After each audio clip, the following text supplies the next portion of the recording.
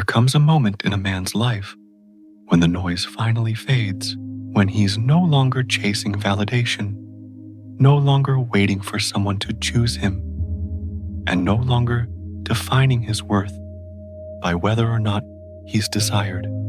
It doesn't happen all at once.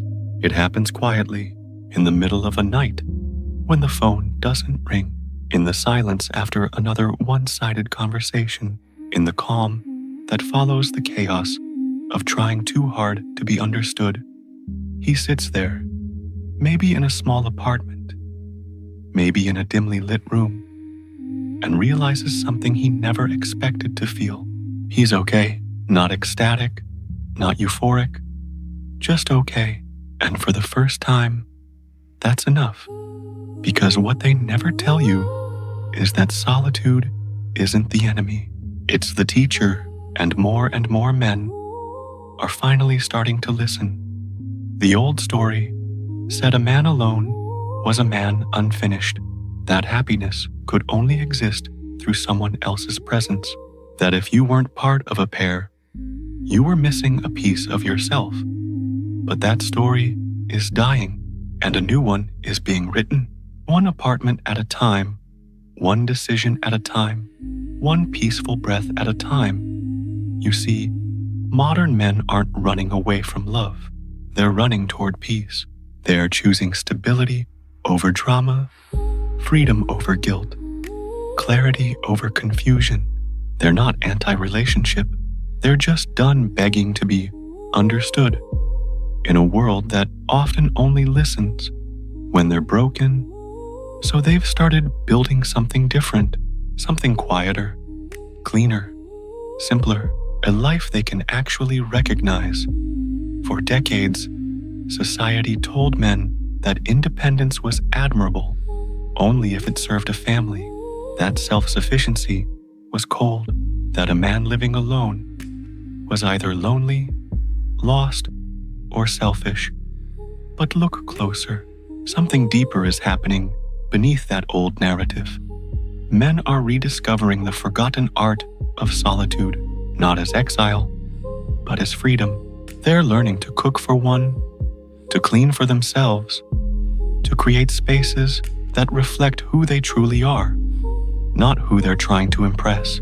They're rediscovering their homes as sanctuaries, not prisons. It's not about swearing off women. It's about returning to self-respect.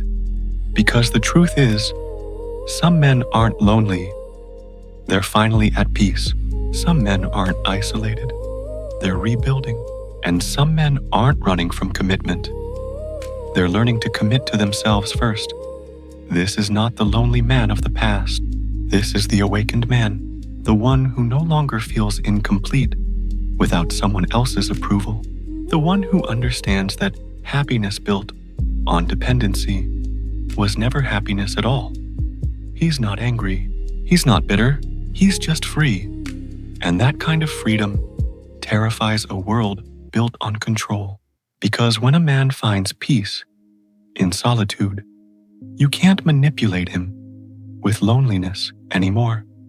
This is the rise of the solo man, not broken, not defeated, but reborn in silence and stronger because of it, because the world always told him he needed someone to complete him, but he finally discovered he was whole the entire time.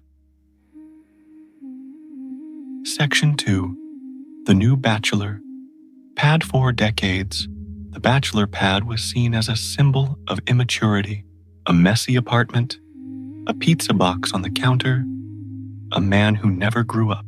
That was the story we were told, that a man living alone was either careless, lazy, or lost.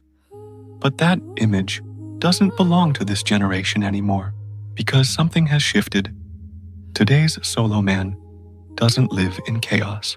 He lives in clarity. His apartment isn't a retreat from responsibility. It's a reflection of it. Every item, every sound, every space, chosen intentionally. There's no clutter, because there's no pretending. There's no noise, because there's no one to perform for. Step inside his world, and you won't see loneliness. You'll see balance, the hum of quiet music instead of arguments, the glow of a desk lamp instead of flashing screens, the scent of coffee in a clean kitchen instead of takeout boxes and regret.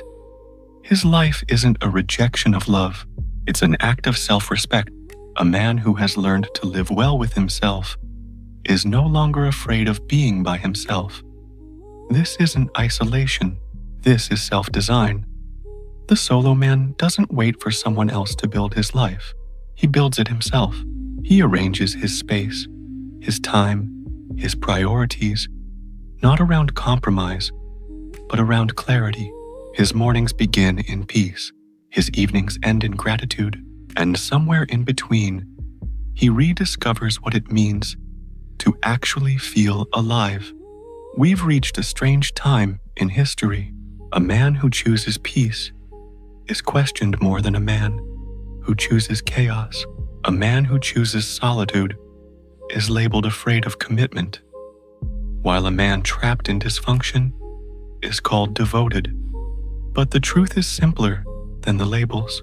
Some men just got tired of giving endlessly with nothing real in return, tired of trying to fix what only broke them, tired of performing love in a world that forgot what it means. So they stepped back, not to escape women, but to rebuild themselves. And that decision, that quiet act of retreat, has started a quiet revolution. They started to realize that solitude is not punishment. It's peace. That cooking alone is not sadness. It's self-care. That an empty bed is not failure. It's freedom. That silence is not emptiness. It's presence.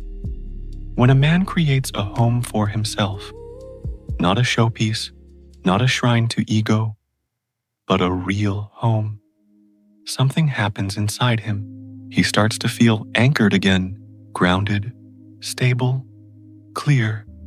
He wakes up and makes his bed, not because anyone will see it, but because it makes him proud. He cooks not to impress, but to nourish. He works out not to attract, but to feel capable. He learns not to compete, but to grow. And that's the quiet beauty of the modern bachelor pad. It's not about the apartment. It's about the man inside it. This new generation of men isn't chasing escape. They're chasing alignment. They're realizing that solitude is not absence. It's focus. That time spent alone is not wasted. It's refined. That independence doesn't mean detachment. It means direction. And as they find that balance, something begins to change in their faces. The tension fades. The noise dies down. And for the first time in a long time, they look content. Because when a man learns to stand alone, he's no longer standing against anyone. He's standing for himself. That's the part society never understood. That solitude, when chosen, is not loneliness. It's clarity. And men all over the world are finally realizing that living alone doesn't mean being empty. It means being full of your own life again. So the next time you see a man in a quiet apartment, don't assume he's alone because no one wants him. Understand he might be alone because he finally learned to want himself. This isn't the end of love. It's the beginning of peace, the kind that can only come from knowing you can stand on your own 2 feet and not fall. Section 3. Redefining male fulfillment. When a man first finds himself alone, the silence can feel heavy, like something's missing, like something went wrong. He hears echoes, the kind that live in his own mind, memories of voices, laughter, maybe even heartbreak. It's strange how loud life used to be, and how quiet it becomes when there's no one left to impress. But that silence, if he lets it sit long enough, turns into something else, something powerful. It becomes peace. This is where the real transformation begins. Not in the gym, not in the bank account, but in the stillness of his own mind. When a man learns to be alone, he begins to meet himself again, the real version, not the one built for others. He remembers who he was before the noise, before the expectations, before the constant proving. He starts to rediscover his natural rhythm, how he likes to wake up, how he likes his coffee, how he spends his evenings when no one's watching and no one's judging. And in that rediscovery, he finds something men rarely talk about: contentment. You see, men were raised to chase, to pursue, to achieve, to conquer, but nobody taught them how to be, how to rest without guilt, how to grow without comparison, how to love their own company. Solitude teaches that. It teaches patience, because time slows down when there's no one to distract you. It teaches reflection, because the only voice left is your own. And it teaches peace, because at some point, you stop fighting yourself. When a man embraces solitude, he begins to feel something he hasn't felt in years: control. Not the kind that dominates others, but the kind that stabilizes him from within. He starts developing rituals, morning routines, reading, training, meditation. He sets small goals, not to show off, but to stay sharp. He becomes intentional. He realizes that self-respect doesn't come from attention. It comes from discipline, and happiness doesn't come from validation. It comes from direction. This is the part of the journey that no one claps for, the invisible part, the quiet nights, the small victories, the rebuilding of a man's inner world brick by brick, because fulfillment doesn't scream. It hums. It lives in the background of a steady, meaningful life. And here's the truth most men eventually discover: you can't really know peace until you've faced yourself completely, until you've sat with your regrets, until you've looked your mistakes in the eye and said, yes, I did that, but I'm not that anymore. Solo living gives men that space to reflect, to forgive, to rebuild. It's not about isolation. It's about integration, becoming whole again after years of being scattered. He learns to fill his time with purpose, books that teach him something, music that stirs his emotions, walks that remind him he's still part of the world. He picks up hobbies he once abandoned: writing, cooking, photography, hiking, fixing things, each one a small act of self-connection. And slowly, fulfillment returns. Not the loud kind that everyone sees, but the quiet kind that makes him smile to himself for no reason at all. There's a strength in that, a calm power in knowing you can be alone and still feel whole. It's not about rejecting connection. It's about redefining it, about realizing that relationships built on emptiness will always collapse, but relationships built on wholeness, on two complete people, can last. And that's the paradox. Once a man learns to live happily alone, he stops chasing love out of need and starts attracting it out of peace. Because fulfillment doesn't come from being loved. It comes from being lovable, from becoming someone whose energy feels calm, stable, real. And that kind of energy doesn't come from romance. It comes from solitude, the kind where a man sits in silence, takes a deep breath, and realizes he finally likes the person sitting there. Maybe that's the real meaning of fulfillment. Not having everything, but needing less. Not chasing noise, but being comfortable in silence. The solo man isn't hiding from the world. He's healing from it. And in that healing, he's finding the kind of happiness that no one can take away. Section 4. Crafting your ideal life. When a man finally finds peace in solitude, something remarkable happens. His focus sharpens. His world becomes smaller but clearer, and for the first time in years, he begins to ask himself the question he'd been avoiding all along. What kind of life do I actually want? Not the one he was told to build, not the one that looks good online, but the one that feels right when the day is over and the lights are off. Solo living gives a man something priceless: control, not over people, but over himself, over his habits, his time, his energy. He no longer negotiates every moment to keep someone else comfortable. He no longer suppresses parts of himself to avoid conflict.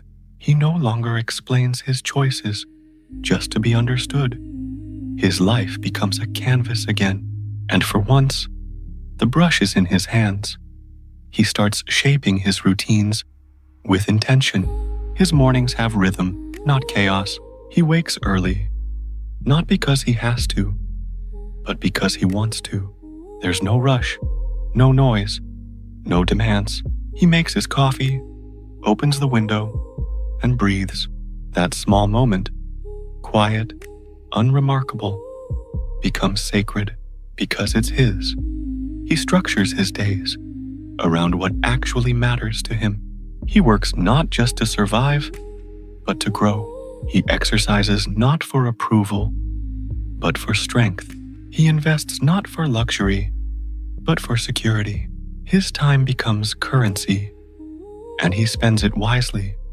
He learns that freedom isn't about doing nothing. It's about doing what truly aligns with who you are. When a man lives alone, he also learns the beauty of order. He realizes that peace isn't found in a bigger house. It's found in a simpler one. Less noise, fewer distractions, more space for clarity. His environment reflects his mind. Clean, balanced, functional. Every object has a purpose. Every sound is intentional. Every day has meaning. And in that structure, he discovers something that once felt foreign: ease. He no longer fights his schedule. He flows with it. He doesn't feel pulled in 100 directions because his life finally moves in one, forward. He eats better. He sleeps deeper. He plans longer. He feels lighter. There's a quiet pride in knowing you built your life piece by piece, and it stands. Financially, too, the solo man learns something powerful. He begins to see his money differently, not as something to impress others with, but as a tool to build freedom. No arguments about spending, no guilt about priorities, no trying to justify ambition to someone who doesn't share it. Every dollar becomes an investment in peace, in self-growth, in stability. He saves for himself. He spends with intention. He plans like a man who finally knows his future belongs to him. But solitude doesn't make him selfish. It makes him selective. He learns to value quality over quantity in friendships, in time, in experiences. He doesn't need a crowd to feel whole. He only needs the right people, those who bring calm instead of chaos, truth instead of tension, and growth instead of gossip. His social circle becomes smaller, but the conversations become deeper. He stops chasing approval and starts pursuing alignment.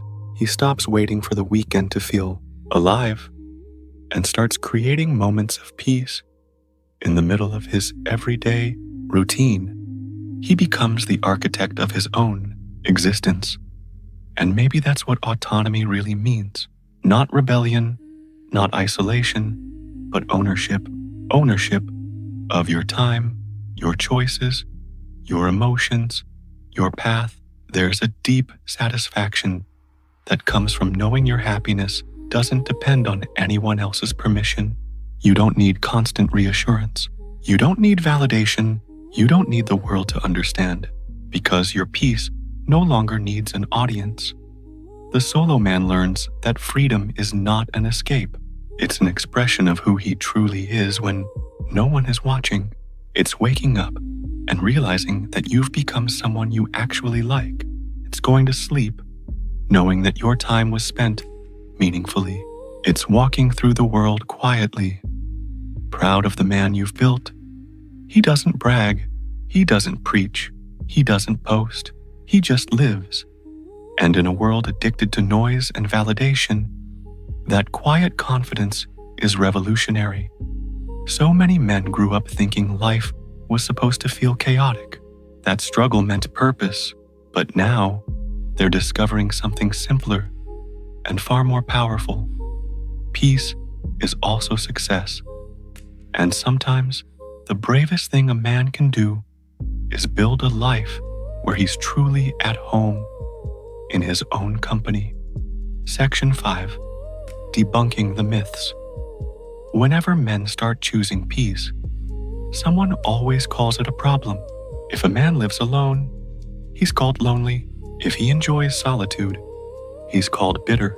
If he focuses on himself, he's called selfish. If he walks away from trauma, he's called cold. But here's the truth. Peace only looks strange to people who've never experienced it. For too long, men have been forced into a narrative that doesn't fit anymore. The idea that a man's life only has meaning if it includes someone else. That solitude equals sadness. That quiet equals emptiness. But those myths are dying because men are starting to speak with their actions, not their words. They're showing that solitude can be beautiful, that happiness can exist without noise, that love for self isn't arrogance, it's foundation. Let's start with the biggest myth, the forever alone fallacy. Society paints the solo man as incomplete, as if every moment he spends by himself is proof of his failure. But the data and the truth say otherwise. Solo men aren't hiding from the world. They're engaging with it differently. They're building friendships, exploring passions, living healthier, calmer, more intentional lives. They still date, they still connect. They just don't settle for less than peace anymore. That's not loneliness. That's maturity. And then there's the second myth, the messy bachelor stereotype. You know the one, unmade bed, empty fridge, chaos everywhere. But step into the home of today's solo man and you'll see something different. Order, design, intentional simplicity. His space is clean because his mind is. He takes pride in it, not to impress anyone, but because he finally respects himself enough to live with care. There's something powerful about that. When a man realizes his surroundings reflect his inner peace, and maybe the most dangerous myth of all, that a man living alone has somehow given up on love. No, he's just stopped begging for it. He's learned that love should be invited, not chased. That connection should be mutual, not forced. That peace with yourself is the only soil where love can actually grow. Solo living doesn't kill romance. It refines it. It turns desperation into discernment. It turns fear of loneliness into strength of solitude. But let's be honest, this movement makes some people uncomfortable because when men stop depending on external validation, they become harder to manipulate. They stop buying things to fill emotional gaps. They stop overgiving in relationships that drain them. They stop trying to prove they're good enough. They become calm, grounded, unbothered. And a calm man is powerful because you can't control someone who doesn't crave approval anymore. For the first time in generations, men are rejecting the guilt that comes with choosing peace. They're realizing it's not selfish to protect your energy. It's not cold to want silence. It's not toxic to enjoy solitude. It's self-awareness. It's emotional maturity. It's strength, quiet, steady, grounded strength. And yet, there will always be noise. People who call it a phase. People who mock what they don't understand. Let them. Because the man who has found peace no longer explains himself to the world. He doesn't need permission to live how he wants. He doesn't need to prove that he's happy. He doesn't need to apologize for protecting his space. His happiness doesn't need an audience. His choices don't need applause. His silence doesn't need translation. He's not rebelling. He's rebuilding. He's not bitter.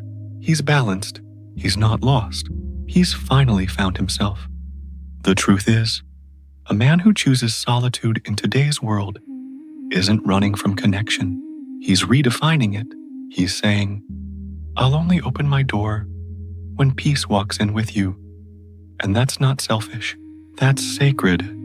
Because if the world wants to call that loneliness, then let it.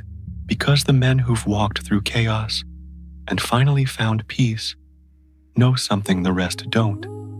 There's nothing lonelier than pretending to be happy in a life that isn't yours, and nothing more fulfilling than being alone and truly at peace. Section 6. The future is independent. The world is changing quietly, subtly, almost invisibly. And if you look close enough, you can see it in the way men live now, in the apartments with clean desks and open windows, in the small kitchens where one plate and one cup are enough, in the way weekends aren't filled with noise anymore, but peace. Something profound is happening beneath the surface. Men are realizing that the modern dream, the constant chase for more of both, wasn't designed for happiness. It was designed for exhaustion. And they're walking away. They're not disappearing from society. They're redesigning their place in it. They're choosing balance over burnout, purpose over pressure, and silence over superficial noise. They're starting to ask better questions. Not how can I get more, but what do I really need? And when you strip away everything unnecessary, you find something that's been missing for generations. Clarity. Men are building smaller, calmer lives that make sense, lives that fit.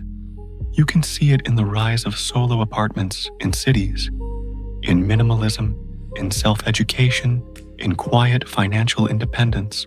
They're not running from the world. They're simplifying their relationship with it. Because peace isn't built on having everything. It's built on wanting less. The solo living movement isn't just a lifestyle shift.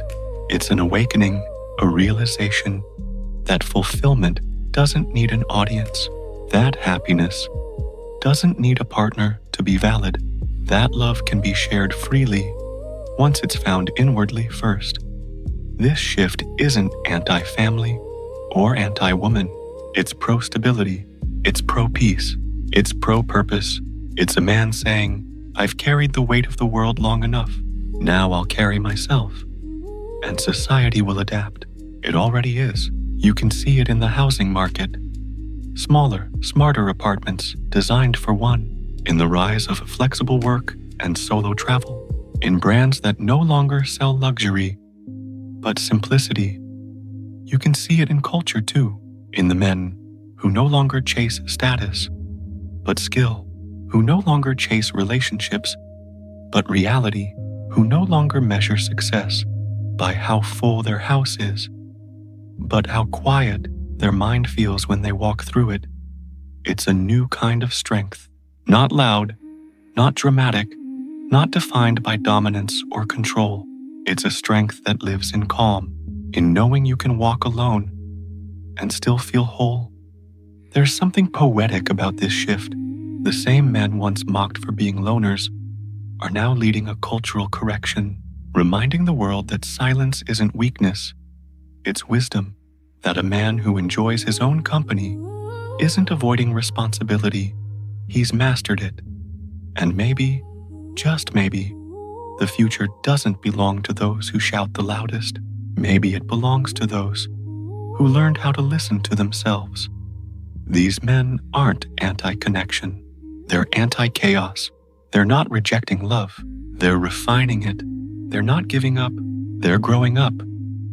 They've seen what happens when you build your happiness around someone else's instability, and they've chosen to build differently. The future is independent, not because we don't need each other, but because we're finally learning how to stand alone first. A society of emotionally grounded, self-sufficient men doesn't collapse. It stabilizes because strong individuals create strong communities. And that's the paradox. By learning to be alone, men might actually be saving connection. So what happens next? A generation of men who stop apologizing for protecting their peace, who find happiness not in escape, but in ownership, who prove that solitude can be sacred. This is not regression, it's evolution, a return to what was forgotten. That happiness was never meant to be outsourced. In the near future, you'll see more of them. Quiet men, focused men, content men, not loud, not flashy, but whole. They'll walk through this world lightly, not because they have less, but because they finally learned how little they actually need. Maybe that's the real future of masculinity, not a louder version of manhood, but a wiser one, a man who can be alone and still be complete. That's not rebellion, that's peace. Finally, Section 7, the content man, ending. In the end, it's not about being single. It's not about rejection, rebellion, or proving anyone wrong. It's about peace. The kind of peace that doesn't need an explanation. The kind of happiness that no one can see, but you can feel. Because the truth is, happiness doesn't always look like laughter or love stories. Sometimes it looks like silence, like a clean room, a cup of coffee made just right, a night where no one's calling, and you're okay with that. That's contentment, and it's deeper than joy. The content man doesn't chase anymore. He doesn't need to. He's seen what chasing costs: time, energy, self-respect, and he's finally learned that peace isn't found in pursuit. It's found in presence. He's not angry at the world. He's not bitter about the past. He's just done fighting battles that don't belong to him anymore. You see, when a man stops chasing, he starts attracting. When he stops performing, he starts becoming. And when he stops apologizing for his peace, he starts inspiring others to find theirs too. That's the quiet revolution happening around us. Not loud, not visible, but real. A generation of men learning to live without noise, without pressure, without guilt, just peace. He still loves, but differently now. He loves without losing himself. He gives without emptying his soul. He connects without clinging. He's learned that solitude isn't the opposite of love. It's the preparation for it. Because until a man feels complete alone, every connection he forms will come from fear, not fullness. So he waits, he breathes, he lives, and in that stillness, something remarkable happens. He begins to glow again. There's a certain kind of calm that only comes after you've been broken enough times to stop pretending. When you finally stop performing strength and start living it. When your happiness stops depending on someday and starts being found in today. That's what solo living does for a man. It forces him to meet himself honestly, to face his silence, to rebuild his foundation. And once he does, there's no going back. He walks differently now. Not faster, not louder, just lighter. There's no rush in his steps anymore, because there's nowhere he's trying to escape to. He's already home, home in his own skin, home in his own peace, home in a life that finally fits him. The content man isn't trying to prove that he's better than anyone. He's just trying to be better than he was. And that quiet progress, that daily discipline, that inner balance becomes his new version of happiness. He no longer needs constant excitement. He no longer fears boredom. He's learned that stillness isn't the absence of life, it's the presence of control. He's not afraid of his thoughts anymore. He's not haunted by what didn't work. He's not waiting for someone to save him. He's already saved himself. Not by building walls, but by building boundaries. Not by rejecting love, but by redefining it. Not by isolating himself, but by finally understanding himself. That's the quiet miracle of solitude. It doesn't harden you, it humbles you. It strips away everything false until all that's left is something true. And once a man finds that truth, he never trades it again. So when you see him, the man who lives alone, the one who doesn't chase attention, the one who seems content in the background, don't mistake that peace for emptiness. That man isn't lost. He's found. He's not missing something. He's discovered everything. And maybe the world won't understand him, but that's okay. He's not living for applause anymore.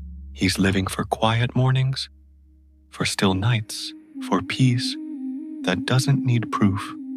In a world that constantly tells men to prove their worth, the content man chooses not to play the game. He's not chasing approval. He's not chasing love. He's chasing peace, and he's finally caught it. That's his revolution. Because the greatest kind of happiness isn't found in another person. It's found in becoming someone who no longer needs to be found. So here's my question for you. Are you living for peace, or are you still chasing approval? Are you building a life that fits you, or one that looks good to others? Drop your honest thoughts in the comments.